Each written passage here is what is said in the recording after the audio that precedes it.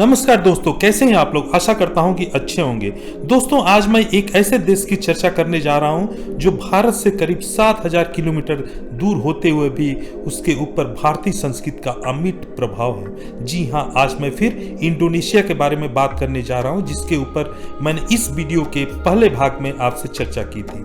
दोस्तों, यह देश मुस्लिम बाहुल्य देश है, यानी इस देश में 88% लोग मुसलमान रहते हैं, 10% क्रिश्चियन और मात्र 2% हिंदू लोग रहते हैं। फिर भी यहाँ के गांवों शहरों में आज भी रामायण और महाभारत पढ़ी और पढ़ाई जाती है। यहाँ के लोगों का कहना है कि इस्लाम उनका धर्म है और हिंदू उनकी संस्कृति है। यह इस बात को दर्शाता है कि उनके ऊपर भारतीय संस्कृति का कितना प्रभाव है। दोस्तों, यहाँ के भाषा को इंडोनेशिया भाषा कहा जाता है और यहाँ के लोग भगवान गणेश को शिक्षा और विज्ञान का देवता मानते हैं। दोस्तों, बहुत पहले की बात है, पाकिस्तान के पूर्व राष्ट्रपति जियाउल हक इंडोनेशिया के दौरे पर गए थे। इस दौरान उन्हें एक सैनिक दीक्षांत समारोह में भाग लेने का और मुख्य अतिथि बनने का मौका मिला। इस दौरान उन्होंने देखा कि वहां के सैनिक हनुमान जी की मूर्ति के सामने परेड कर रहे हैं और शपथ ग्रहण कर रहे हैं। यह बात उन्हें काफी आश्चर्यजनक लगी। परेड के उपरांत उन्होंने राष्ट्रपति सुकर्नो से जब इसके बारे में बात की तो राष्ट्रपति सुकर्नो का कहना था कि प्रत्येक इंडोनेशिया वासी के रक्त में आज भी भारतीय संस्कृति जीवित है। दोस्तों, राष्ट्रपति सुकर्नो का यह कथन यह बात को प्रमाणित करने के लिए काफी है कि वहां के जनमानस पर भारतीय संस्कृति का कितना प्रभाव है। दोस्तों, 1994 में इंडोनेशिया आर्थिक संकट से गुजर रहा था, क्योंकि अमेरिकन डॉलर के मुकाबले इंडोनेशिया के रुपये की कीमत में भारी गिरावट दर्ज हो रही थी और वहां के सरकार द्वारा किए गए प्रत्येक प्रयत्न विफल हो रहे थे। इसके बाद में वहां की सरकार ने एक 20,000 रुपया का नोट जारी किया, जिसके ऊपर भगवान गणेश की प्रतिमा थी।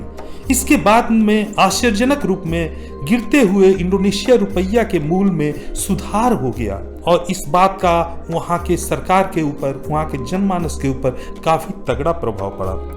दोस्तों, यहाँ के नोट जारी करने वाले उच्चाधिकारी को गवर्नर कहा जाता है और यहाँ के राष्ट्रीय पुस्तकालय का नाम परपुस्तकम गणेशा या गणेश पुस्तकालय और यहाँ के सरकार का राष्ट्रीय चिन्ह भी गरुड़ है। दोस्तों, यहाँ के नेवी का मोटो है जल सेवा जयमह, यानी समुद्र पर विजयी।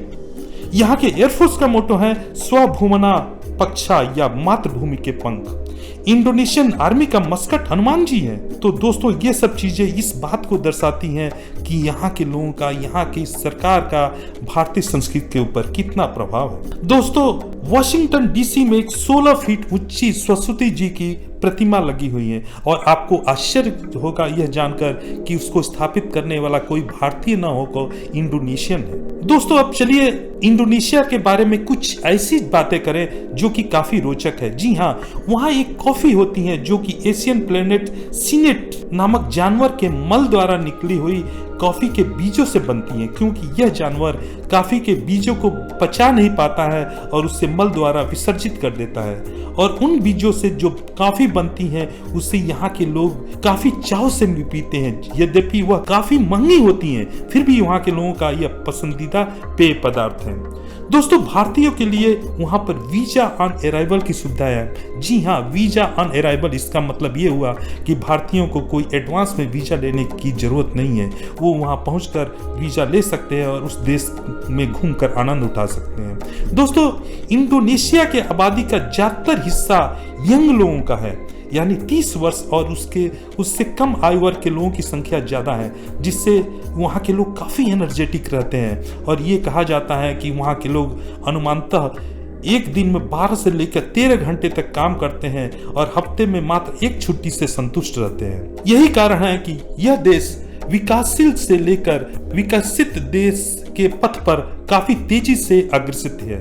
दोस्तों, वहां की महिलाएं यद्यपि शर्मीली होती हैं, फिर भी काम के मामले में काफी उत्साहित होती है और काफी मेहनती होती है। यही सब कारण है कि वह देश काफी तेजी से विकास की तरफ बढ़ रहा है।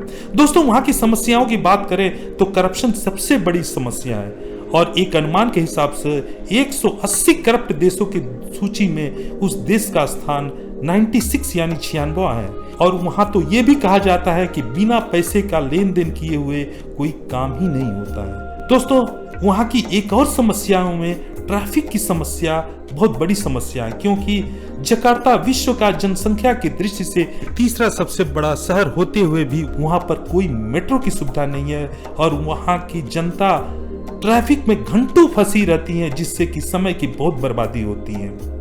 तो दोस्तों, ये रही इंडोनेशिया के बारे में कुछ उपयोगी और रोचक जानकारी।